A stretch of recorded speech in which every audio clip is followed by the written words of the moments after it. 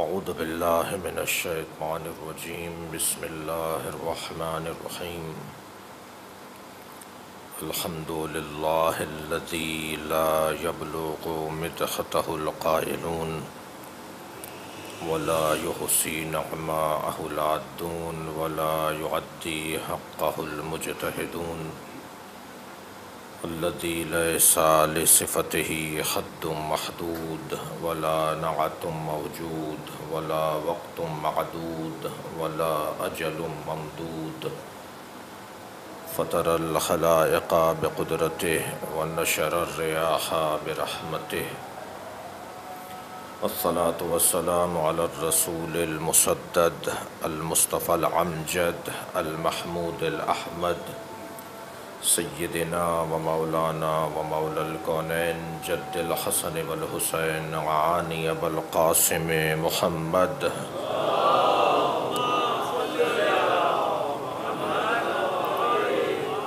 وآلہ الطیبین الطاہرین المعصومین الذین قال اللہ انما یرید اللہ لیذہب عنکم الرجس اہل البیت ویطہرکم تطہیرا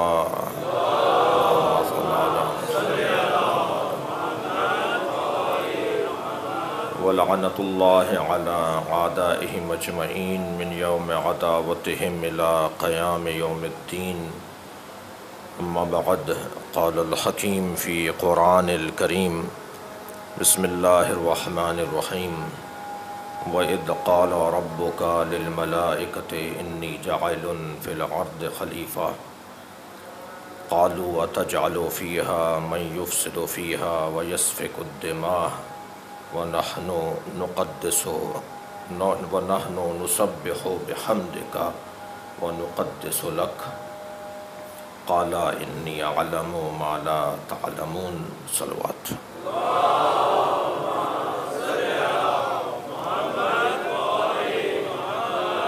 ایک سورہ فاتحہ اور 3 مرتبہ سورہ اخلاص مرحوم مغفور سید علی متقی جعفری ابن سید احفاد حسین جعفری مرحومہ مغفورہ سیدہ صغیر فاطمہ جعفری بنت سید علی متقی جعفری حاضرین مجلس کے مرحومین شہدائے ملت ذوی الحقوق رحم اللہ من قرأ الفاتحہ بسم اللہ الرحمن الرحیم الحمد للہ رب العالمین الرحمن الرحیم مالک یوم الدین ایاک نعبد و ایاک نستعین اہدنا الصراط المستقیم صراط الذین انعمت علیہم غیر المغضوب علیہم ولا الضالین بسم اللہ الرحمن الرحیم قل هو اللہ احد اللہ الصمد لم یلد ولم یولد ولم یکن له کفوا احد بسم اللہ الرحمن الرحیم قل هو اللہ احد اللہ الصمد لم یلد ولم یولد ولم یکن له کفوا احد اللہم صل علی محمد وآل محمد صلوات ہدیہ کریں گے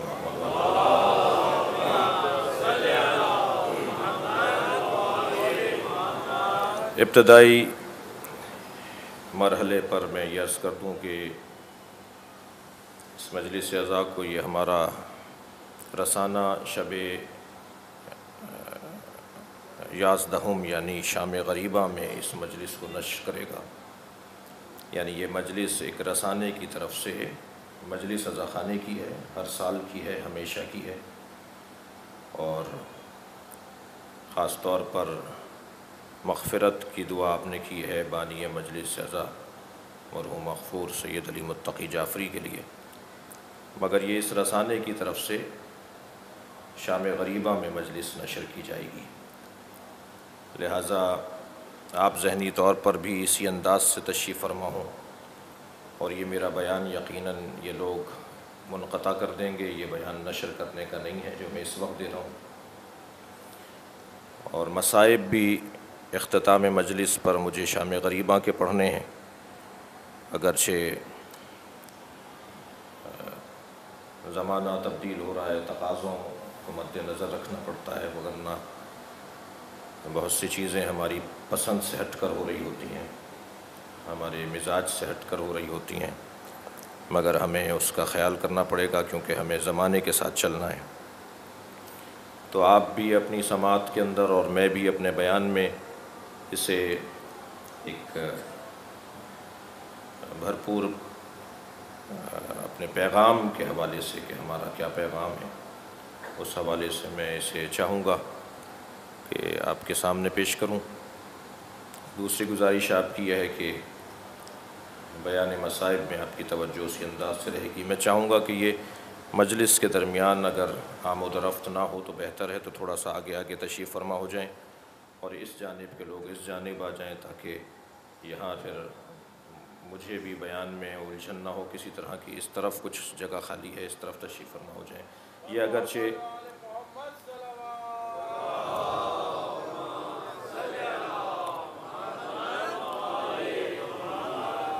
اگرچہ یہ شاید کام میرے ان بھائیوں کا تھا جو ریکارڈنگ کرنے آئے ہیں، جو میں کر رہا ہوں، ترتیب دلوا رہا ہوں۔ ایک صلوات پڑھ لیں ذرا نبی اور آل میں۔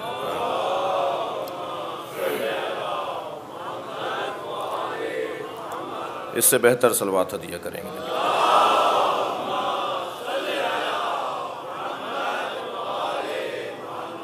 وَإِذْ قَالَ رَبُّكَ لِلْمَلَائِكَةِ إِنِّي جَاعِلٌ فِي الْأَرْضِ خَلِيفَةً قَالُوا أَتَجْعَلُ فِيهَا مَن يُفْسِدُ فِيهَا وَيَسْفِكُ الدِّمَاءَ وَنَحْنُ نُسَبِّحُ بِحَمْدِكَ وَنُقَدِّسُ لَكَ قَالَ إِنِّي أَعْلَمُ مَا لَا تَعْلَمُونَ۔ سورہ مبارکہ بقرہ کی آیہ کریمہ ہے جسے میں نے آپ کے سامنے تلاوت کیا۔ حضرت اہدیت اپنے اس کلام میں ارشاد فرما رہا ہے، وَإِذْ قَالَ رَبُّكَ، اے میرے حبیب یاد کرو کہ جب تمہارے رب نے کہا، للملائکہ، اور تمہارے رب نے فرشتوں سے کہا، ملائکہ سے کہا، انی جاعل فی الارض خلیفہ، میں زمین پر خلیفہ بنانے والا ہوں۔ قالو، تو فرشتوں نے کہا، تجعل فیہا، تو زمین پر اسے بنا رہا ہے، من یفسد فیہا، جو زمین پر فساد پھیلائے گا، ویسفک الدماء، جو زمین پر سفک دماء کرے گا، خون بہائے گا۔ نحن نسبح بحمدک، در حالی کے، یہاں واو واو حالیہ ہے، در حالی کے ہم تیری تسبیح کے لیے، نحن نسبح، ہم تیری تسبیح کے لیے حاضر ہیں، ونقدس لک، اور ہم تیری تقدیس کے لیے بھی حاضر ہیں۔ قالو، تو جواب آیا پروردگار عالم کو، انہوں نے کہا کہ ہم تیری تسبیح کے لیے بھی حاضر ہیں اور ہم تیری تقدیس کے لیے بھی حاضر ہیں۔ پروردگار عالم نے انہیں جواب رد نہیں دیا، یہ نہیں کہا کہ تم میری اچھی تسبیح نہیں کر رہے ہو، یہ بھی نہیں کہا کہ تم میری تقدیس اچھی نہیں کر رہے ہو، یہ بھی نہیں کہا کہ یہ انسان خون نہیں بہائے گا، یہ بھی نہیں کہا اللہ نے کہ یہ فساد نہیں پھیلائے گا۔ اللہ نے اس انسان کے فساد پھیلانے کو بھی رد نہیں کیا، اللہ نے اس انسان کے خون بہانے کو بھی رد نہیں کیا، اور فرشتوں کی تسبیح اور تقدیس کو بھی رد نہیں کیا۔ یہ کہہ کر قصے کو روک دیا، تاریخ کو کسی اور واقعے پر مؤخر کر دیا، اس آج کی گفتگو کو نتیجہ دینے کے لیے مؤخر کر دیا کہ انی عالم ما لا تعلمون، میں جو جانتا ہوں وہ تم نہیں جانتے ہو۔ لہٰذا پروردگار عالم نے، اللہ نے فرشتوں کو ایک اور وقت کے لیے منتظر قرار دے دیا۔ البتہ یہ بات ذہن عالی میں رہے کہ انتظار انسان کی فطرت میں شامل ہے۔ یہ ایک طبقے سے مجھے بڑا پیار ہے کہ جو طبقہ قیامت میں اللہ کی رؤیت کا قائل ہے کہ اللہ قیامت میں نظر آئے گا۔ مجھے کچھ اس سے ہمدردی اس لیے بھی ہے کہ کم سے کم یہ تو بتایا جا رہا ہے کہ طبیعت میں انتظار ہے۔ وہ اور بات ہے کہ کچھ ناممکن کے منتظر ہیں اور کچھ ممکن کے منتظر ہیں۔ یہ اس مرحلہ بیان کے اوپر پروردگار عالم نے فرشتوں کو یہ کہہ کر تاریخ کے حوالے کر دیا کہ جو میں جانتا ہوں وہ تم نہیں جانتے ہو۔ یہ آیہ کریمہ کا ظاہری ترجمہ تھا۔ میں چاہوں گا اس مختصر سے بیان میں اور اپنے اس آج کے اس موعظے میں، اس پیغام میں اس آیہ کریمہ کے بعض الفاظ پر غور کر کے آپ کی خدمت میں پیش کروں، اور آپ اور میں ہم مل کر اس پہ غور کریں۔ وَإِذْ قَالَ، یاد کرو میرے حبیب کہ جب تمہارے رب نے کہا، یاد تو اسے کروایا جاتا ہے نا کہ جو موقع پر موجود ہو،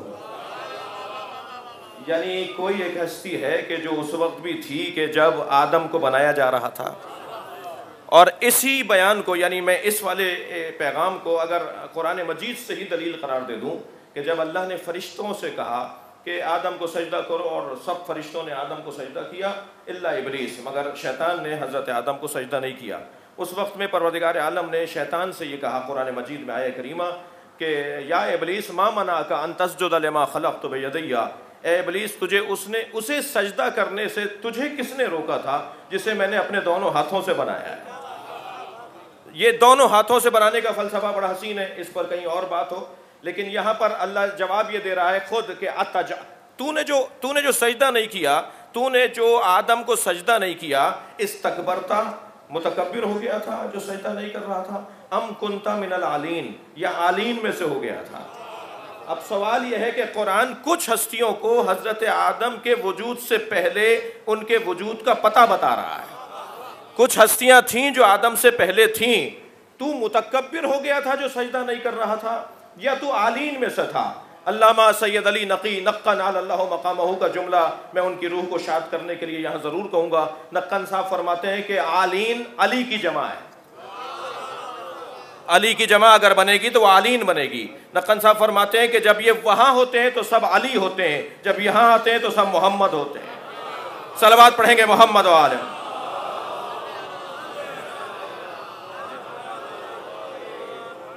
وہ ایک مرحلہ حیات تھا کہ جب کچھ ہستیاں تھیں اور ابھی حضرت آدم کا وجود نہیں تھا۔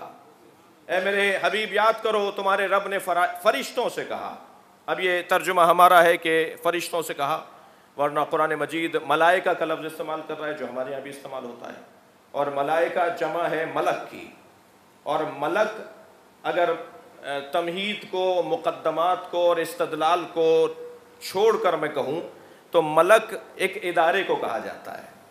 پانی برسانے والا ادارہ، ماں کے شکم میں تصویر بنانے والا ادارہ، موت دینے والا ادارہ، روح قبض کرنے والا ادارہ۔ در حقیقت اس کائنات کے خلیفہ کا تعارف اداروں سے کروایا جا رہا تھا کہ میں تمہیں اس کے آگے جھکانا یہ اس لیے چاہتا ہوں کہ سارے ادارے اس کے پابند رہیں، سارا نظام کائنات اس کے پابند رہے۔ وَإِذْ قَالَ رَبُّكَ لِلْمَلَائِكَةِ إِنِّي جَاعِلٌ فِي الْأَرْضِ خلیفہ، یاد کرو جب تمہارے رب نے ملائکہ سے کہا، کیا کہا؟ انی جاعل، میں بنانے والا ہوں۔ جاعل اسم فاعل، میں بنانے والا ہوں۔ ایک مرتبہ میں آپ سے کہتا ہوں، ابھی سوسخانی ہو رہی تھی، میں آپ سے کہتا ہوں میں مجلس پڑھنے والا ہوں، اس کا مطلب یہ کہ کچھ دیر بعد پڑھنے والا ہوں، یعنی ایک خبر تو یہ ہوتی ہے کہ میں مستقبل میں کچھ کروں گا، اس کو میں آپ سے آگاہ کر رہا ہوں کہ میں مجلس پڑھنے والا ہوں۔ ایک مرتبہ میں کہیں بھی ہوں اور کہوں کہ میں مجلس پڑھنے والا ہوں، مجلس سے کچھ پہلے میں کہوں کہ میں مجلس پڑھنے والا ہوں، اس کا ایک اور مطلب ہے، اور کہیں بھی آپ کو ملوں اور کہوں میں مجلس پڑھنے والا ہوں، اس کا مطلب اور ہے، یعنی میرا کام ہی یہ ہے کہ میں مجلس پڑھتا ہوں۔ اللہ کہہ رہا ہے انی جاعل فی الارض خلیفہ، میں خلیفہ بنانے والا ہوں، میرا کام ہی خلیفہ بنانا ہے۔ صلوات پڑھ لیں ذرا محمد و آل۔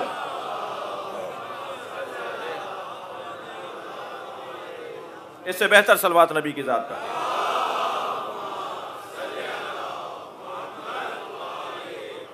میرا کام یہ ہے کہ میں خلیفہ بنانے والا ہوں، انی جاعل فی الارض خلیفہ۔ اچھا، خلیفہ بنانا اللہ کا کام ہے، کیا ایک ہی جگہ اللہ نے اس بات کا اعلان اور اظہار کیا ہے کہ یہ کام میرا ہے؟ میں کہتا ہوں کہ قرآن مجید میں ایک سے زیادہ مرتبہ اللہ نے اس بات کی وضاحت کی ہے اور ہماری رہنمائی کی ہے کہ یہ کام میرا ہے۔ انی جاعلک للناس اماما، اے ابراہیم میرا کام ہے امام بنانا، میں تمہیں لوگوں کے لیے امام بنا رہا ہوں۔ کبھی اس آیہ کریمہ میں کہا کہ میں آدم کو خلیفہ بنا رہا ہوں، کبھی طالوت کو ملک بناتے ہوئے پروردگار عالم نے یہی کہا ان اللہ قد بعث لکم طالوت ملکا، اللہ نے ملک بنایا ہے حضرت طالوت کو۔ بھائی ایک مرتبہ اگر کوئی عظیم ہستی یہ کہہ دے کہ یہ کام مجھے کرنا ہے تو ادب کا تقاضا یہ ہے کہ وہ کام کرنے سے پہلے اس کی رضایت لے لی جائے. جب اللہ یہ کہہ رہا ہے خلیفہ میں بناتا ہوں، رسول میں بناتا ہوں، امام میں بناتا ہوں، اللہ یہ کہہ رہا ہے کہ ملک میں بناتا ہوں، تو نبی کے بعد بھی مجھے سوچنا چاہیے کہ مجھے کسے اپنے لیے بڑا بنانا ہے.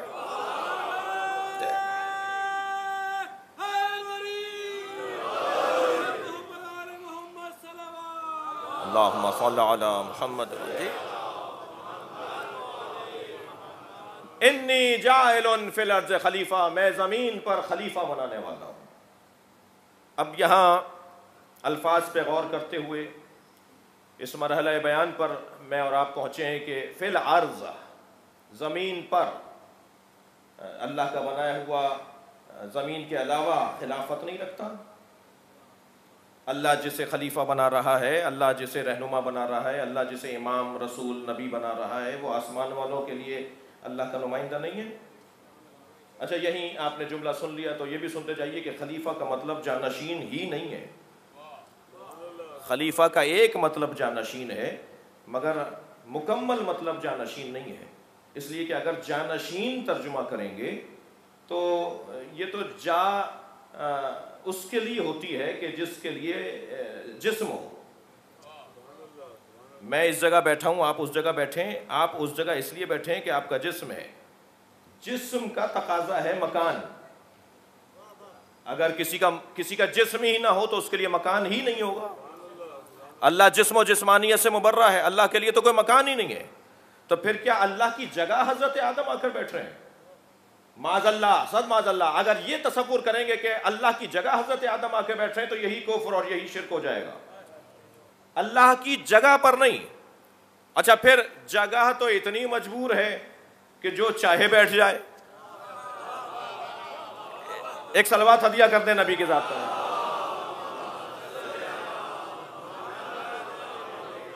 بھائی آپ کی توجہات مجھے ذرا بہتر چاہوں گا. جگہ اتنی مجبور ہے کہ جو چاہے جہاں جا کر بیٹھ جائے. کیا دنیا میں کوئی پوچھنے والا ہے کسی سے کہ تم یہاں کیوں بیٹھے ہو؟ اور پھر جس جگہ پر جو چاہے بیٹھ جائے. جب اس جگہ پر کوئی اہل نہیں بیٹھا ہوتا تو پھر میرے معصوم امام آواز دے کہتے ہیں ما ہذہ الاواد، یہ لکڑیوں کا ڈھیر کیا ہے؟ اسی ممبر کو امام سجاد لکڑیوں کا ڈھیر بول دیتے ہیں. جس ممبر پر اہل بیٹھے وہی ممبر پیغمبر ہے. صلوات پڑھیں گے محمد و آل محمد.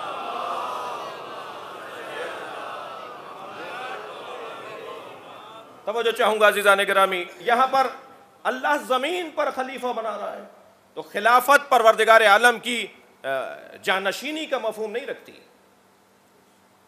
خلافت کا مطلب صرف جانشینی نہیں ہے. یہ ترجمہ بھی ٹھیک ہے مگر جامع ترجمہ یہ ہوگا کہ میں اپنا نمائندہ بنانے جا رہا ہوں. اور نمائندہ پروردگار عالم کا ہر اس جگہ پر ہوگا جہاں ارادہ الہی ہوگا. اور نمائندہ کہتے ہی اسے ہیں جس میں منوب کی، جس کا وہ نائب ہے، جس کا وہ نمائندہ ہے، اس کی صفات پائی جاتی ہوں، اس کے کمالات پائے جاتے ہوں. دیے ہوئے اس کے ہیں مگر ہیں. دینے والا اللہ ہے مگر یہ حامل ہے ان کمالات کا. تو اب اگر یہاں تک ترجمہ روشن ہو جائے کہ خلیفہ کا مطلب جانشین نہیں ہے، خلیفہ کا مطلب نمائندہ ہے، تو عزیزان گرامی خلیفتہ بلا فصل کا ترجمہ روشن ہو جاتا ہے یا نہیں؟ اس لیے کہ کون سا دور تھا جس دور میں علی نبی کے خلیفہ نہیں تھے؟ وہ تمام حکومتیں کہ جن حکومتوں میں تاریخ نے واقعات کو لکھا ہے، تاریخ کو مرتب کیا ہے، وہ بغیر علی کے سانس نہیں لیتی تھیں. لہذا جانشین نہیں بلکہ خلیفہ کا مطلب نمائندہ ہے. میں زمین پر اپنا نمائندہ بنانے والا ہوں. انی جاعل فی الارض خلیفہ، میں زمین پر اپنا نمائندہ بنانے والا ہوں. زمین قرآن مجید کی آیت کا حصہ ہے. فی الارض، زمین پر نمائندہ. پھر وہی سوال دہراؤں گا، کیا آسمان پر اللہ کا نمائندہ نہیں ہے یہ؟ کیا اور سیاروں پر یہ اللہ کا نمائندہ نہیں ہے؟ تو یہ خلافت قید جعل ہے، مجعول کی قید نہیں ہے۔ دیکھیں حضرت آدم دو حیثیتیں رکھتے ہیں، آپ ہم سب دو حیثیتیں رکھتے ہیں۔ ایک ہماری حیثیت کو حیثیت حقوقی کہا جاتا ہے، اور ایک حیثیت کو حیثیت حقیقی کہا جاتا ہے۔ حقیقی حیثیت اور ہوتی ہے اور حقوقی حیثیت اور ہوتی ہے۔ ہم میں سے ہر فرد کی یہی کیفیت ہے۔ مثلا زید ابن فلاں جو فرض کیجئے کہ کسی شہر کے شہردار ہوں، ناظم شہر ہوں، تو جب ان کے والد کا تذکرہ ہوگا، جب ان کے خاندان کی بات ہوگی، جب ان کی اپنی بات ہوگی، تو یہ ان کی حقیقی شخصیت پر گفتگو کہلائے گی۔ لیکن جب ان کی ذمہ داریوں پر بات ہوگی تو یہ ان کی حقوقی شخصیت کہلائے گی۔ حضرت آدم کو پروردگار عالم نے زمین پر خلیفہ بنایا ہے، اس کا مطلب یہ نہیں کہ آج تک آدم ہی اللہ کے خلیفہ ہیں۔ آدم جیسے جو بھی آتے رہیں گے وہ سب میرے خلیفہ ہیں۔ جو صفات، جو کمالات آدم میں ہیں، وہی جو ذمہ داریاں ادا کرنے والوں میں ہونی چاہیے، وہ جس میں ہوتی رہیں گی وہی خلیفہ کہلاتا رہے گا۔ اور پھر یہ زمین کو پروردگار عالم نے جو خلافت کے ساتھ جوڑا ہے، یہ اس لیے نہیں ہے کہ زمین پر ہی اللہ کا نظام ہے اور کسی جگہ پر اللہ کا نظام نہیں ہے، نہیں۔ جیسے ایک مملکت کے لیے دارالحکومت ہوا کرتا ہے، جو اس نظام حکومت کا سربراہ ہوتا ہے وہ بیٹھتا ایک شہر میں ہے مگر اس کا اختیار پوری مملکت میں چلتا ہے۔ یہ آدم بیٹھیں گے زمین پر مگر پورے کائنات پر ہمارے نمائندے ہیں۔ جو بھی ہماری طرف سے خلیفہ بنایا جائے گا وہ پوری کائنات کے اوپر حاکم کہلائے گا۔ تو زمین در حقیقت متجر اولیاء الہی ہے، یہ اللہ کو بڑی عزیز ہے زمین۔ اللہ زمین انسان کی ترقی کا ذریعہ قرار دے رہا ہے۔ زمین ہے کہ جو انسان کو بہتر انسان بناتی ہے، زمین انسان کی انسانیت میں اضافے کا سبب بنتی ہے۔ شاید یہی سبب تھا کہ جو سرکار نے ارشاد فرمایا وَجُعِلَتْ لِيَ الْأَرْضُ سُجَّدًا، اللہ نے زمین کو میرے لیے مسجد بنایا ہے، یعنی میں خاک پر سر رکھوں گا تو میں اللہ کا عبادت گزار شمار کیا جاؤں گا۔ یہ زمین در حقیقت مسجد ہے اور سجدگاہ ہے۔ بھئی کسی نے پوچھا میرے معصوم امام سے، مولا قیام ایک ہے، رکوع ایک ہے، ہر رکعت میں سجدے دو کیوں ہیں؟ توجہ چاہوں گا، ایک منزل بیان ہے، شاید آپ کی توجہات میرے ساتھ ہوں۔ یہ قیام ایک کیوں ہے، رکوع ایک کیوں ہے، سجدے پھر دو کیوں ہیں؟ تو حضرت نے، میرے مولا امام مولا علی علیہ السلام نے ارشاد فرمایا، تم نے قرآن مجید کی آیت نہیں پڑھی، منہا خلقناکم وفیہا نعیدکم، ہم نے تمہیں اسی مٹی سے پیدا کیا ہے اور اسی مٹی میں واپس جاؤ گے۔ پہلا سجدہ تمہاری ولادت کی یاد دلاتا ہے، دوسرا سجدہ تمہاری موت کی یاد دلاتا ہے۔ انسان دو سجدے کرتا ہے، اپنے آغاز کو بھی یاد کرتا ہے، اپنے انجام کو بھی یاد کرتا ہے۔ اب یہ میرے الفاظ ہیں، پہلا سجدہ کہ ہم اس مٹی سے بنے ہیں، دوسرا سجدہ ہم اس مٹی میں ہی واپس جائیں گے۔ یہ دونوں سجدے مٹی پر کیے جا رہے ہیں، تب جا کے ہمیں موت اور حیات کو یاد دلا رہے ہیں۔ اور آپ غور فرمائیں ان دو سجدوں کے درمیان کتنا مختصر سا توقف ہے، اور وہ توقف استغفار ہے جسے زندگی کہا جاتا ہے۔ یعنی انسان کی زندگی ہے ہی استغفار۔ صلوات پڑھیں گے محمد وآلہ۔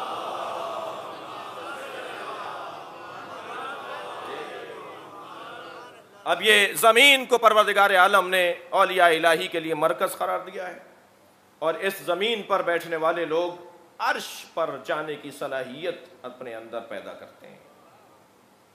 یہ زمین اللہ کو بڑی عزیز ہے، اس نے اپنے محبوب ترین مخلوق کو اسی زمین پر اتارا ہے۔ نبی مکرم کا معراج پہ جانا کمال تھا، اور کر رہے ہیں، مگر اس سے بڑا کمال یہاں رہنا تھا۔ سرکار یہاں کے نہیں تھے، ان کا کمال یہ تھا کہ وہ یہاں تھے۔ سرکار وہاں کے تھے، کمال وہاں جانا بھی ہے، مگر اس سے بڑا کمال یہاں رہنا ہے۔ یہ زمین پروردگار عالم نے حضرت آدم کے لیے دارالحکومت اور دارالخلافت قرار دی ہے، اسی آدم کے لیے۔ اب جب بات آئے گی آدم حقوقی کی، یعنی ایک ایسا آدم جو حقوقی ذمہ داریاں رکھنے والا آدم ہو، تو بس جس میں وہ صلاحیتیں ہوں گی وہ اللہ کا خلیفہ ہوگا۔ تو اب یہاں پر گفتگو پہنچے گی کہ اللہ کی نمائندگی کس کے پاس ہے۔ پھر اس انسان کے اوپر بھی غور کیا جائے کہ یہ انسان کیا ایک جیسا ہے، یعنی ہر شخص جو ایک جیسا نظر آتا ہو وہ حقیقت میں ایک ہی ہوگا۔ اس لیے کہ ایک جیسا نظر آنا دلیل یکسانیت نہیں ہے۔ بہت ساری چیزیں ایک جیسی ہوتی ہیں، وہ ایک جیسی نہیں ہوتی ہیں۔ میں زیادہ دور نہ جاؤں، اتنا بڑا مجمع یہاں بیٹھا ہوا ہے، جو ایک جیسے ہیں وہی ایک جیسے نہیں ہیں۔ اللہ نے کسی کو کسی جیسا نہیں بنایا، ہر ایک کی صلاحیت کو مختلف رکھا ہے۔ تو پھر جنہیں اللہ نے خلق اول کے طور پر لیا ہو، جنہیں اللہ نے ارادہ اولا کے طور پر بنایا ہو، جنہیں بنانے کے بعد پھر ان کے طفیل ساری کائنات کو بنایا ہو، جنہیں بنایا ہی اس لیے ہو کہ ساری مخلوق اسے پہچان لے۔ کنت کنزا مخفیا، میں چھپا ہوا خزانہ تھا، فحببت ان اعرف، میں نے چاہا کہ پہچانا جاؤں، فخلقتک یا محمد، تو اے محمد میں نے تمہیں بنایا ہی اس لیے ہے کہ میں پہچانا جاؤں۔ تو جب اللہ نے خاص طور پر کسی مقصد کے تحت بنایا ہو، تو جسے خاص طور پر بنایا ہو وہ ایک جیسا کیسے ہوگا، وہ ہم جیسا کیسے ہوگا؟ اسے یہ کہنا کہ وہ ہم جیسے ہیں، یہ قرآن کی آیات کے بھی خلاف ہے اور عقل بشر کے بھی خلاف ہے۔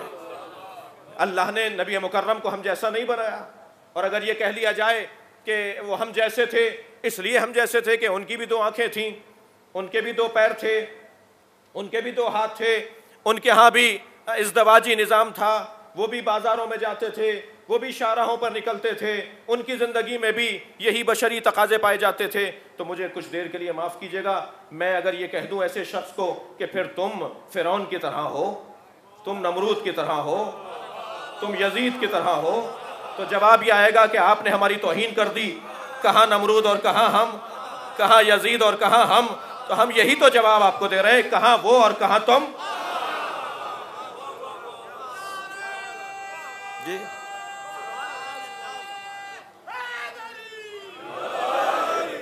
تو اللہ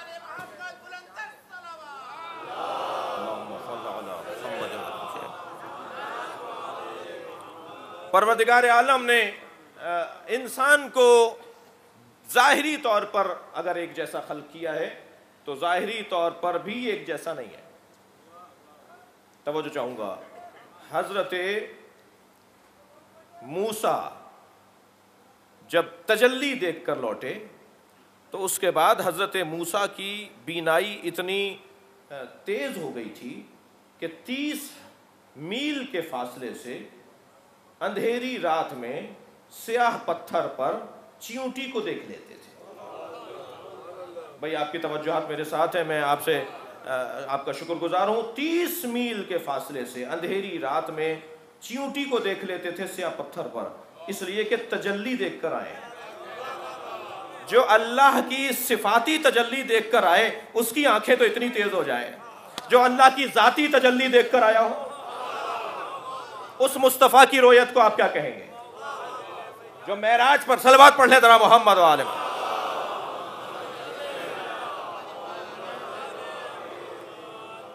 اب یہاں پروردگار عالم انسان کا تعارف کروا رہا ہے۔ یہ خلیفہ انسان کامل کو کہا جاتا ہے، نام نہیں لیا اللہ نے، یہاں بات ہی نہیں ہو رہی حضرت آدم کی، یعنی یہاں اگرچہ تفسیر میں اور سرکار دو جہاں کی رہنمائی میں یہ حضرت آدم کے بارے میں بات ہو رہی ہے، لیکن یہاں تو خلیفہ کی بات ہو رہی ہے۔ جی تو خلیفہ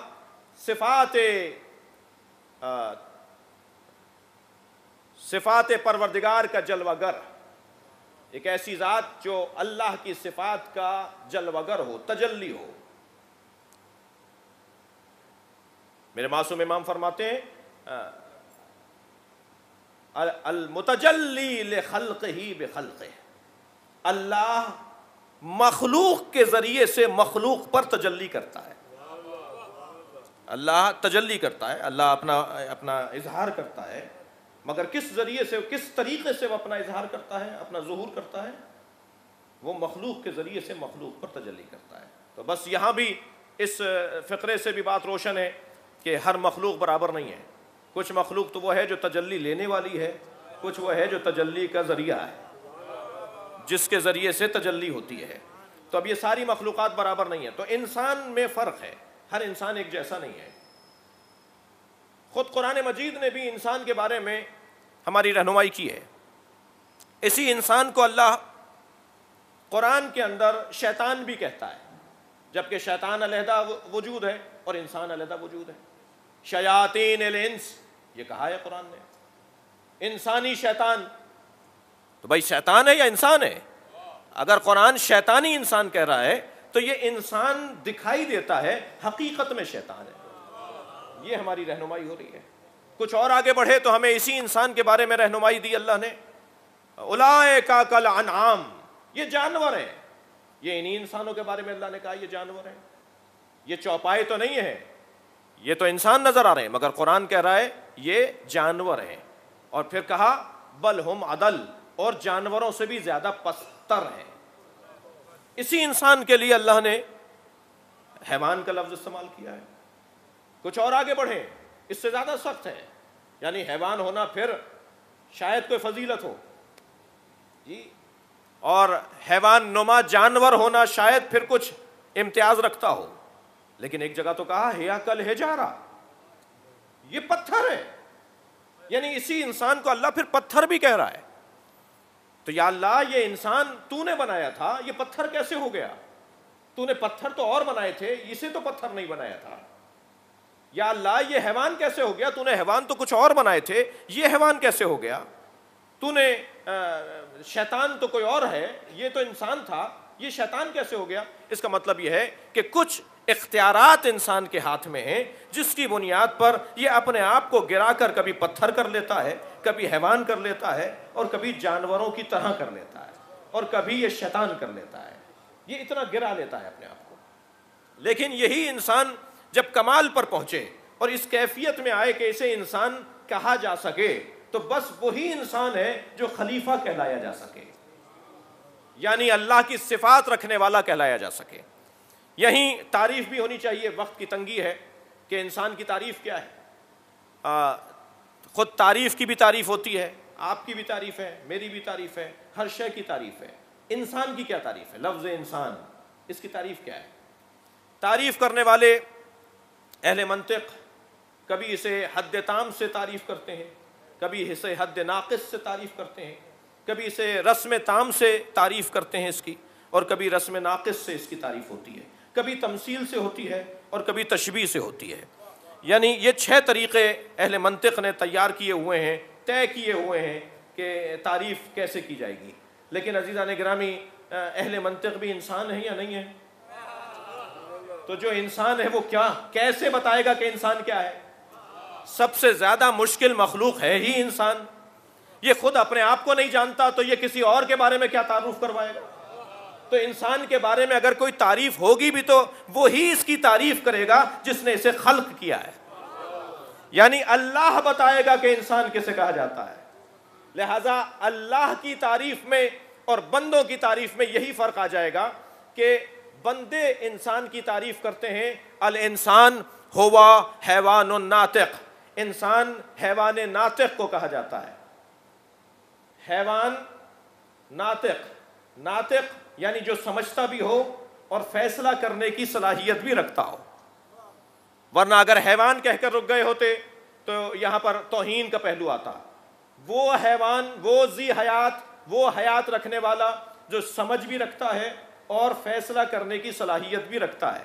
تو بھئی یہ سمجھ بھی رکھتا ہے، یہ فیصلہ کرنے کی صلاحیت بھی رکھتا ہے، اور پھر بھی یہ حیوان ہو جاتا ہے، پھر بھی یہ پتھر ہو جاتا ہے، پھر بھی یہ شیطان ہو جاتا ہے، تو وہ کون سا انسان ناطق ہے کہ جو شیطان نہ ہونے پائے، حیوان نہ ہونے پائے، پتھر نہ ہونے پائے، بلکہ انسان ہی باقی رہ جائے؟ تو اب تعارف میں کہا جائے گا الانسان ہوا حیوان ناطق حامد، جو ہمیشہ حمد الہی کرتا رہے اسے انسان کہا جاتا ہے۔ صلوات پڑھیں گے محمد و آل محمد۔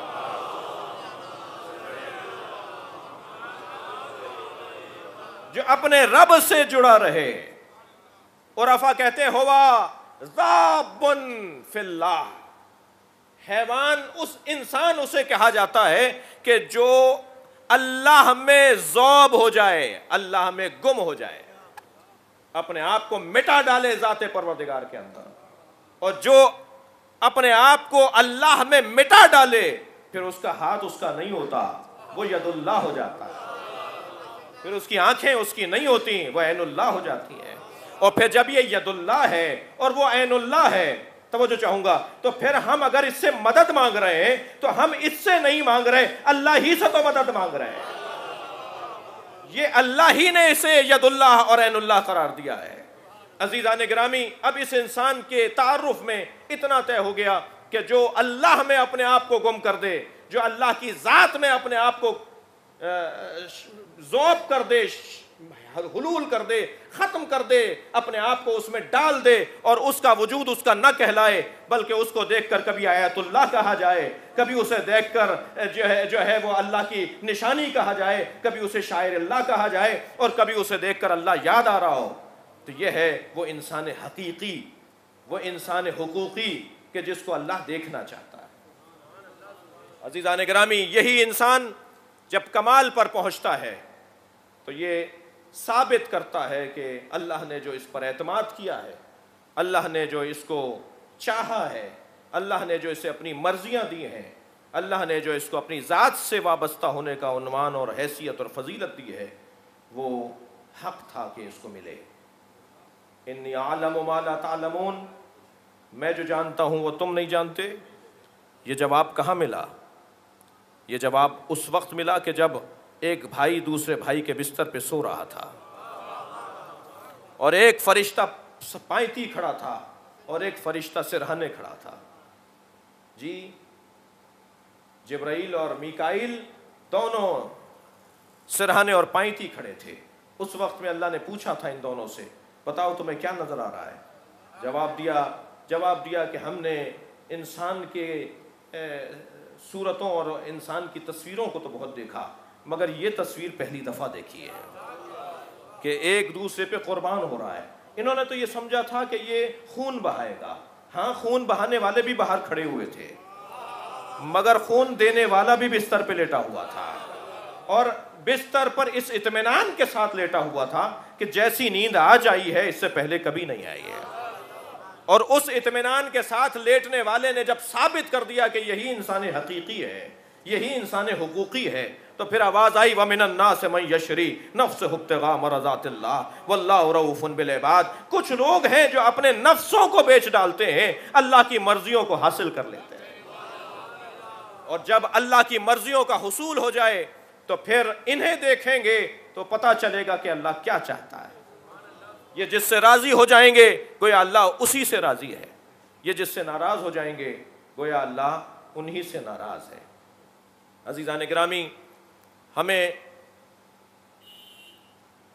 اس انسان حقوقی سے وابستہ ہونے کا شرف حاصل ہے، مگر جب تک میں اس انسان حقوقی کی صفات کو اپنے اندر نہیں جگہ دوں گا اس وقت تک شاید میرا مودت کا اظہار، محبت کا اظہار، میرے تعلق کا عنوان نامکمل ہے۔ یہ مکمل اس وقت ہوگا کہ جب میں اپنی وابستگی ان سے اپنے کردار کے ذریعے سے ثابت کروں۔ اللہ نے ہمیں مملکت عظیم عطا کی ہے جسے پاکستان کہا جاتا ہے، اس میں صلاحیتیں رکھی ہیں، اس میں توانائیاں رکھی ہیں۔ الحمدللہ وہ ساری نعمتیں ذات کردگار نے ہمیں عطا کر دیں۔ اب یہ میری قابلیت اور ہماری صلاحیت ہوگی کہ ہم اللہ کی نعمتوں کا شکر کیسے ادا کریں۔ یہاں مختلف ادیان کے لوگ رہتے ہیں، اور یہاں مملکت، یہ زمین اللہ کی زمین ہے. ہمارے قانون کے، ہمارے آئین کے، ہمارے دستور کے پہلے صفحے پر ہی لکھا ہوا ہے کہ یہ زمین اللہ کی زمین ہے، اور یہاں قرآن و سنت کے مطابق فیصلے ہوں گے. جب یہ اللہ کی زمین ہے اور یہاں قرآن و سنت کے مطابق فیصلے ہوں گے تو ہمیں دیکھنا ہوگا کہ قرآن ہماری رہنمائی کیا کر رہا ہے اور ہمیں سنت پیغمبر سے کیا درس ملتا ہے. ہمیں قرآن سے یہی پیغام ملتا ہے کہ اپنے اخلاقیات کو بہتر کرو، اپنے معاملات زندگی کو متعارف کرو، معتدل کرو اور عدل و انصاف کے ساتھ زندگی گزارو. شاید قرآن اور حدیث اور نبی مکرم کے اصحاب اور خانوادہ پیغمبر کی تعلیمات کا اگر اسارہ اور نچوڑ نکالا جائے تو وہ یہی ہے کہ ہمیں اس زمین پر عدل و انصاف کو نافذ کرنا ہے، ہمیں اس زمین پر مظلوم کا حق دلوانا ہے اور ظالم کے حوصلوں کی حوصلہ شکنی کرنی ہے. اور جب اس سرزمین کے اوپر مظلوم کو اس کا حق مل جائے اور ظالم کی حوصلہ شکنی ہو جائے تو شاید ہم یہ کہنے کے قابل ہوں کہ ہم نے اللہ کی زمین کے ساتھ انصاف کیا ہے، اور ہمارا جو فریضہ بنتا ہے، ہماری جو ذمہ داریاں بنتی ہیں، ہم نے ان پر عمل کیا ہے. یہاں ہر مکتب کے لوگ رہتے ہیں، یہاں ہر مسلک کے لوگ رہتے ہیں، اور ہمیں اپنے پیغام کو استدلال کے ساتھ اور منطق کے ساتھ اور معقول انداز سے پیش کرنے کا تقاضا ہم سے ہے.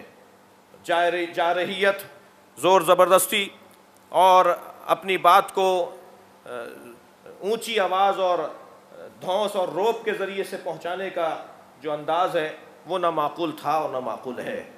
ہر ایک کو جینے کا حق ہے، ہر ایک کو رہنے کا حق ہے. فلاں مکتب والے ساری دنیا میں جمع ہو جائیں تو فلاں مکتب والوں کو ختم نہیں کر سکتے، اور فلاں مکتب والے جمع ہو کر فلاں مکتب والوں کو ختم کرنا چاہیں تو وہ ختم نہیں کر سکتے. تو جب یہ کام ہو نہیں سکتا تو اس کے کرنے کی بعض لوگوں کو خواہش کیوں ہے؟ یہ دلیل کی بنیاد پر، استدلال کی بنیاد پر، منطق کی بنیاد پر، ہاتھو برہانکم ان کنتم صادقین، دلیل لے کر آؤ اگر سچے ہو، اس قاعدے کی بنیاد پر ہمیں جینے کی ضرورت ہے. اور الحمدللہ برداشت، تحمل مزاجی سنی شیعہ سب میں اس مملکت کے اندر ہمیں اور بہتر کرنے کی ضرورت ہے. جس انداز سے ہم یہاں رہتے آئے ہیں، جس انداز سے یہ مملکت بنی تھی اور جس انداز سے اس مملکت کو باقی رکھنے کی ضرورت ہے، ہمیں اس پر بار بار غور کرنے کی ضرورت ہے. اس مملکت میں رہنے والوں کو یہی پیغام ہے آج کی اس تاریخی مجلس کے اندر کہ ہمیں برداشت کے مادے کو بڑھانا ہوگا، ہمیں تحمل مزاجی کو فروغ دینا ہوگا، ہمیں ایک دوسرے کو قبول کرنے کا جذبہ ایجاد کرنا ہوگا. ہم اس ملک میں ہر کوچے میں، ہر گلی میں، ہر محلے، ہر شہر میں سب رہتے ہیں. یہاں دیوبندی بھی ہیں، یہاں بریلوی بھی ہیں، یہاں سنی بھی ہیں، یہاں شیعہ بھی ہیں، یہاں ہر مکتب فکر کا فرد ہر گلی کوچے میں رہتا ہے. ہمیں اپنے عقیدے کو دلیل اور استدلال کی بنیاد پر آگے بڑھانا ہے اور دوسرے کے عقیدے کا مذاق نہیں بنانا، بلکہ ہمیں تحمل مزاجی کا ثبوت دینا ہے. کربلا ہمیں یہی پیغام دیتی ہے. کربلا میں عثمانی العقیدہ اصحاب حسینی بھی ہیں، کربلا میں مسیحی خاندان سے وابستگی رکھنے والے شہداء بھی ہیں. آپ کبھی غور فرمائیں کہ اتنی مدت گزرنے کے بعد کربلا تازہ کیوں ہے، اس کا ذکر آج بھی باقی کیوں ہے. میرے فلاں عزیز کا انتقال ہوا جو میرے لیے سب سے زیادہ عزیز تھا، مگر سویم پہ جو میری کیفیت تھی وہ چہلم پہ نہیں رہی، جو چہلم پہ تھی وہ برسی میں نہیں رہی، جو پہلی برسی میں میرا حال تھا وہ دوسری میں نہیں رہا. لیکن یہ کون حسین ہے جو 1400 سال گزرنے کے بعد بھی امام حسین کا ذکر ہمیں تازہ نظر آتا ہے؟ ایسا لگتا ہے کہ یہ آج ہی واقعہ ہوا ہے. اور رونے والے تو ایسے رو رہے ہوتے ہیں گویا ان کا اپنا ہی کوئی عزیز مر گیا ہے، اور شاید اپنے عزیز سے زیادہ، یعنی کسی جوان بیٹے کی میت پہ جیسے مار ہوتی ہے. آپ مجلسوں میں دیکھیے، آپ رونے والوں کا خلوص اور سچائی دیکھیے، آپ وہ بہتے ہوئے آنسو دیکھیے. اور کیوں نہ روئیں، کیوں آنکھوں سے آنسو نہ آئیں جب سرکار دو جہاں نے اپنے حسین کو رویا، جب وہ روئے اپنے حسین کو اور حضرت ام سلمہ کے خواب میں آئے، ام المومنین سے کہتے ہیں اے ام سلمہ تم سو رہی ہو؟ بی بی فرماتی ہیں میں نے دیکھا سرکار کے سر پہ امامہ نہیں تھا، میں نے دیکھا کہ نبی کے دوش پر عبا نہیں تھی، میں نے دیکھا کہ آپ کے ریش مبارک پر خاک لگی ہوئی تھی، لگتا ایسا تھا کہ کسی طویل مسافت سے آ رہے ہیں۔ میں نے پوچھا یا رسول اللہ آپ کا یہ حال ایسے کیوں کر ہے؟ فرمایا ام سلمہ تم سو رہی ہو، میرے حسین کو کربلا میں مار دیا، میرا حسین کربلا میں بھوکا پیاسا مارا گیا ہے۔ بی بی اپنے خواب سے بیدار ہوئیں اور دوڑی ہیں اس جانب جہاں نبی کی دی ہوئی وہ خاک رکھی ہوئی تھی۔ سرکار نے اپنی رحلت سے پہلے عزاداروں جناب ام سلمہ کو ایک شیشی میں خاک دی تھی اور فرمایا تھا اسے سنبھال کے رکھنا، جب یہ خون میں تبدیل ہو جائے تو سمجھنا میرا حسین مارا گیا ہے، میرے بچوں کو کربلا میں مارا گیا ہے۔ یہ روایت سنی شیعہ کتابوں کے اندر موجود ہے۔ عزاداروں جناب ام سلمہ نے جب جا کر اس خاک کو دیکھا تو کیا دیکھا؟ وہ تازہ خون کی صورت میں ابل رہی تھی، وہ تازہ خون کی صورت میں ابل رہی تھی۔ اس وقت میں بی بی نے رونا شروع کیا۔ جب بیویاں جمع ہونا شروع ہوئیں تو جناب ام سلمہ نے یہی فرمایا مجھے یقین ہو گیا میرا حسین مارا گیا ہے، اس لیے کہ یہ نشانی پیغمبر نے بتائی تھی۔ اجرکم علی اللہ۔ کربلا کی سرزمین پر عبداللہ ابن وہب کلبی بھی ہے جو مسیحی خاندان سے اپنا تعلق رکھتے ہیں۔ کربلا کی سرزمین پر جناب زہیر ابن قین بھی ہیں جو عثمانی العقیدہ خاندان سے تعلق رکھتے ہیں۔ آج امام حسین کا ذکر مکتب اور مسلک میں محدود نہیں ہے۔ ایسا نہیں ہے کہ صرف آپ امام حسین کے اوپر گریہ کر رہے ہیں، آپ کا یہ طریقہ ہے، کسی اور کا کوئی اور طریقہ ہے، مگر یاد امام حسین کی سب منا رہے ہیں۔ کوئی امام حسین کی یاد اپنے طریقے سے، کچھ اپنے طریقے سے۔ نہ مجھے حق ہے کہ میں ان کی مذمت کروں، نہ انہیں حق ہے کہ وہ میرے گریے پہ تنقید کریں، میرے کالے کپڑوں پر تنقید کریں، میرے انداز عزاداری پر تنقید کریں، اس لیے کہ اگر اصحاب پیغمبر میں علماء امت موجود تھے تو امام رضا کسی عالم سے کم عالم نہیں تھے، امام جعفر صادق کسی بھی تاریخی عالم سے کم عالم نہیں تھے۔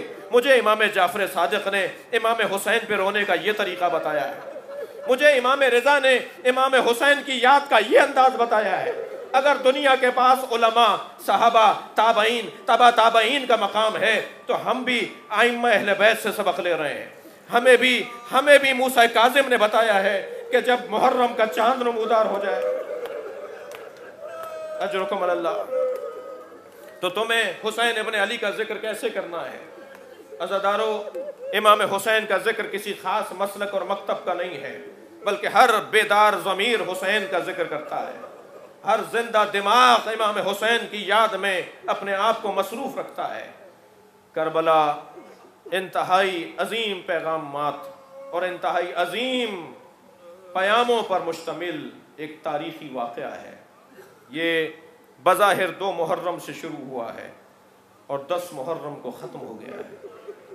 یہ 8 دن کی تاریخ ہے جو قیامت تک کی تاریخوں کی امامت کر رہی ہے، جو ہر زمانے کے لیے رہنمائی ہے، جو ہر شخص کے لیے امامت ہے۔ اور 10 محرم کو بھی یہ واقعہ ختم نہیں ہوا، بلکہ اس زمین کو حسین نے معلّہ بنا دیا۔ اب کربلا صرف عراق کی ایک سرزمین کو نہیں کہا جاتا، بلکہ کربلا ہر مومن کا دل ہے، ہر سرزمین اب کربلا ہے۔ اب روز عاشورہ سن 61 ہجری میں آنے والے دن کو نہیں کہا جاتا، بلکہ ہر ذمہ داری کے دن کو روز عاشورہ کہا جاتا ہے، ہر بیداری کے دن کو روز عاشورہ کہا جاتا ہے، ہر ادائے فریضہ کے دن کو روز عاشورہ کہا جاتا ہے۔ وہ جو روز عاشورہ کو قصہ تمام ہوا، وہ قصہ تمام کب ہوا؟ وہ تو آغاز ہوئی ہے، وہ تو آغاز ہے، وہ تو اعلان ہے، حل من ناصر ینصرنا، کوئی ہے جو ہماری مدد کرے؟ یہ آپ کا گریہ، یہ آپ کی مجلسوں میں بیٹھنا، یہ آپ کا جلوس عزائم میں شرکت کرنا، یہ حسین ابن علی کی وہ طلب نصرت کا جواب ہے۔ وہ جو میرے مولا نے کہا تھا کوئی ہے جو میری مدد کرے، کوئی ہے جو ہم اہل بیت کی مدد کرے، وہ آج یہ مدد کی صورت میں آپ کا باہر نکلنا ہے، آپ کا یہ گریہ کرنا ہے۔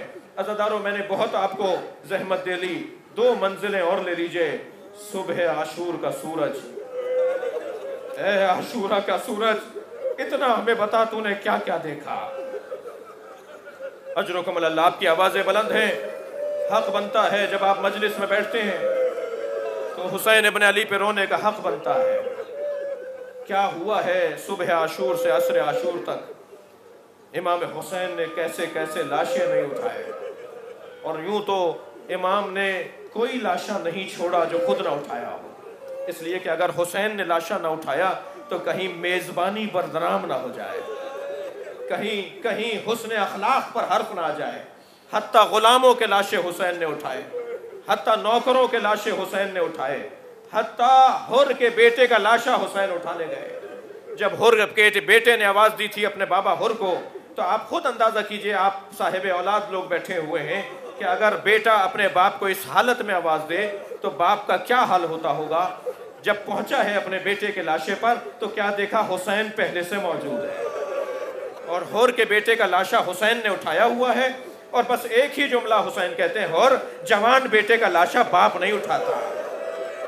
وہ کیا منظر رہا ہوگا جب حسین نے علی اکبر کا لاشا اٹھایا، بنی ہاشم کے بچے دوڑتے ہوئے آئے، جوان کا لاشا باپ نہیں اٹھاتا۔ اجرکم اللہ، عصر عاشور آ پہنچی، میرے مولا نے جب سارے لاشیں لالا کے گنج شہیدہ میں رکھ دیے، البتہ آپ رو رہے ہیں، ایک لاشا حسین نہر کے کنارے سے اٹھا کر نہیں لائے، وہ عباس کا لاشا۔ وصیت کی تھی مولا عباس نے، مولا میرا لاشا خیمے نہ لے جائیے گا۔ یہاں دو سبب بیان کیے ہیں اہل مقتل نے کہ امام حسین سے کیوں فرمایا تھا میرا لاشا خیمے نہ لے جائیے گا۔ ایک سبب تو یہ تھا، جس کی کمر ٹوٹ گئی ہو وہ لاشا کیسے، اس لیے کہ حضرت عباس کی شہادت پر امام نے اپنی کمر پکڑ کے کہا تھا، الآن انکسر ظہری، اب حسین کی کمر ٹوٹ گئی۔ اور دوسرا سبب جو لاشا نہ لے جانے کی وصیت فرمائی تھی، وہ سبب یہ بیان کیا گیا ہے کہ اگر سکینہ نے آ کے پانی مانگ لیا، چچا آپ تو پانی لینے گئے تھے، تو کیا جواب دے گا عباس؟ مولا میرا لاشا ترائی پر چھوڑ جائیے گا۔ یہ واحد لاشا ہے جو امام حسین ترائی کے کنارے چھوڑ کر آ گئے ہیں۔ اب حسین کربلا میں ایک ایسے مجاہد کو لے کے چلے ہیں جو بظاہر چھوٹا بہت ہے، مگر وہ حسین سے اٹھتا نہیں ہے۔ کبھی اس کا لاشا امام حسین آگے لے کے جاتے ہیں، کبھی پیچھے لے کر آتے ہیں، تیرے سے شعبہ سے جس کا گلا چھید دیا گیا ہو، اس بچے کو لا کر حسین ابن علی نے ننھی سی قبر کھود کر اصغر کو گاڑ کر، شبیر اٹھ کھڑے ہوئے دامن کو جھاڑ کر، اے علی اصغر اب یہ گرم ریت تمہیں مبارک ہو، تمہارا بابا تمہیں پانی نہ پلا سکا مگر کربلا کی گرم ریت تمہیں مبارک ہو۔ وہ کیا حال ہوگا اس ماں کا جس نے اپنے 6 مہینے کے بچے کو خاک کے حوالے کیا ہوگا۔ سلام بھیجئے جناب رباب کو، سلام کہیے جناب ام لیلہ کو، بس عزادارو اب حسین ہے اور کربلا کا بیابان ہے۔ جب میرے مولا نے جہاد کے لیے میدان میں قدم رکھا اور دشمن کو مخاطب کر کے امام کے بیان کا مفہوم یہ تھا، ان کان دین محمد لم یستقم الا بقتلی، اگر دین محمد میرے قتل کے علاوہ بچنے والا نہیں ہے تو فیا سیوف و خزینی، تلوارو آؤ، نیزو آؤ، بھالو برچیو آؤ، کربلا کی گرم ریت آؤ، پتھرو آؤ، حسین ابن علی کے بدن کے ٹکڑے ٹکڑے کر ڈالو۔ اگر میرے قتل سے دین بچے گا تو میں قتل ہونے کو تیار ہوں۔ امام نے میدان کربلا میں عزادارو اپنے آپ کو جب پہنچے ہیں اور دشمن کا مقابلہ کیا ہے، میں منا میں سرا قلب لشکر کو کچھ ہی لمحے نے فرزند زہرا نے، دل بند علی نے کچھ ہی لمحے میں تینوں لشکروں کو مخلوط کر دیا، اور جب یہ تینوں لشکر مخلوط ہو گئے تب امام حسین نے جب دشمن کو فرار کرتے ہوئے دیکھا تو خود کو گھوڑے پر بلند کر کے نہر کی طرف رخ کیا اور کہا، اے عباس اپنے اکیلے مولا کی جنگ دیکھو، اور پھر ترائی سے منہ موڑ کر گنج شہیدہ کا رخ کیا، اے میرے شہسوارو اٹھو اپنے اکیلے مولا کی جنگ۔ اب کربلا کا بیابان ہے، کہیں سے تیر آتے ہیں، کہیں سے نیزے آتے ہیں، کہیں سے برچیاں آتی ہیں، اور حسین گھوڑے پہ ڈگمگا رہے ہیں۔ وہ وقت بڑا سخت وقت تھا، خاص طور پر زینب کبریٰ کے لیے، کہ میری بیوی نے جب بھائی کو گھوڑے سے گرتے ہوئے دیکھا اور ایک مرتبہ خنجر آگے بڑھے، تلواریں آگے بڑھیں اور کربلا کی زمین پر زلزلہ آیا، تو ایک پھوپھی نے بھتیجے کا بازو ہلایا، اے زین العابدین اٹھو، دیکھو یہ سیاہ آندھیاں کیسی ہیں، یہ زمین کربلا پہ زلزلہ کیسا ہے۔ میرے مولا سجاد نے فرمایا پھوپھی اماں سہارا دیجئے۔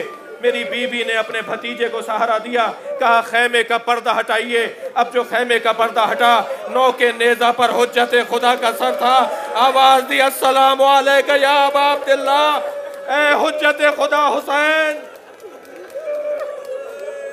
کربلا کے بیابان میں حسین کے بدن پہ گھوڑے دوڑا دیے گئے۔ برابر کی بہن کیسے پہچانے گی کہ میرے بھائی کے بدن کے ساتھ یہ کیا ہوا؟ اور آہستہ آہستہ عصر مغرب میں تبدیل ہو گیا۔ عزادارو، کربلا کے میدان میں سورج غروب ہو گیا اور یہ شام غریبہ آ گئی۔ یہ غریبوں کی شام، یہ مسافروں کی شام، یہ وطن سے دور لوگوں کی شام، یہ ننھے ننھے یتیموں کی شام، یہ تازہ بیواؤں کی شام، یہ ایسی ماؤں کی شام جن ماؤں نے اپنے بچوں کو خود سنوار کے بھیجا تھا۔ یہ بڑی دردناک تاریخ بشریت کی شام ہے۔ زینب و کلثوم بیویوں نے بچوں کو جمع کرنا شروع کیا۔ جب سارے بچے جمع ہو گئے مگر 3 بچے نظر نہیں آئے، تو میری بیوی نے فرمایا اے ام کلثوم، سکینہ نظر نہیں آ رہی اور مسلم کے 2 بچے نظر نہیں آ رہے۔ تو ایک مرتبہ دونوں بہنیں صحرا میں نکلی ہیں، اندھیرے بیابان میں نکلی ہیں، آوازیں دیتی جا رہی ہیں سکینہ کہاں ہو، ابن مسلم کہاں ہو؟ کہ ایک مرتبہ کیا دیکھا، وہ دونوں بچے ایک درخت کے سائے میں لیٹے ہوئے ہیں۔ قریب جا کے کیا دیکھا، گھوڑوں کے پیروں کے نشان ان کے بدنوں پر موجود ہیں، ان کے سینوں پر موجود ہیں۔ اب 2 بچے تو ملے مگر مردہ ملے، شہید ملے، لاشیں ملیں۔ اب سکینہ باقی رہ گئی تھیں کہ ایک مرتبہ آواز دیتی ہوئی آگے بڑھیں۔ کیا دیکھا کہ ایک نشیب میں سکینہ لیٹی ہوئی ہے۔ اجرکم اللہ، آپ کی آوازیں بلند ہیں۔ آواز دے کر کہا سکینہ کہاں لیٹی ہو؟ کہا پھوپھی اماں یہ میرے بابا کا لاشا ہے جس پہ پتھر پڑے ہوئے، جس پہ ٹوٹے ہوئے نیزے پڑے۔ کہا سکینہ تم کیسے پہچانی؟ یہ تمہارے بابا کا لاشا ہے۔ کہا پھوپھی اماں جب مجھے تماچا مارا، میرے گوشوارے اتارے، میرے دامن میں آگ لگی، تو میں بابا بابا کہتی ہوئی اس بیابان میں آ گئی تھی۔ پھوپھی اماں اسی لاشے سے آواز آ رہی تھی الیہ سکینہ آؤ۔ پھوپھی اماں یہ میرے بابا کا لاشا ہے۔ بچی کو بہنوں نے اٹھایا، پھوپھیوں نے اٹھایا، لائی ہیں اس جگہ پر جہاں خیمے جل چکے تھے۔ بیویاں بچے بیٹھے ہوئے تھے کہ ایک مرتبہ جناب زینب نے ساری بیویوں کے درمیان جناب سکینہ کو لا کے بٹھایا، ایک ٹوٹی ہوئی جلی ہوئی چوب اٹھائی اور بیویوں بچوں کے گرد پہرا دینا شروع ہوئی کہ اگر عباس نہیں ہے، اگر حسین نہیں رہے تو آج حسین کی بہن یہ کام کرے گی۔ عزادارو مجھے نہیں پتا کہ پانی کہاں سے آیا، مگر اتنا ہے کہ پیاسوں کے لیے پانی آیا، بیویوں کے لیے پانی آیا، بچوں کے لیے پانی آیا کہ ایک مرتبہ کوزوں میں پانی بھر بھر کر بیویوں اور بچوں کو دیا جانے لگا۔ جناب زینب نے ایک کوزے میں پانی لے کے سکینہ کی طرف بڑھایا، سکینہ پانی پی لو۔ جناب سکینہ نے پھوپھی کے خشک لبوں کو دیکھا، جناب زینب کے چہرے کو دیکھا، کہا پھوپھی اماں آپ بھی پیاسی ہیں، آپ پانی پیجئے۔ فرمایا سکینہ پہلے بچے پانی پیتے ہیں۔ بس یہ جملہ سنا میری بیوی نے کوزہ اٹھایا، صحرا کی طرف دوڑنے لگی، میدان کربلا کی طرف جانے لگی، پیچھے پیچھے بیویاں گئی۔ سکینہ کہاں جا رہی ہو؟ کہا پھوپھی اماں میرا علی اصغر پیاسا رہ گیا، میں پہلے بھیا کو پانی پلا دوں۔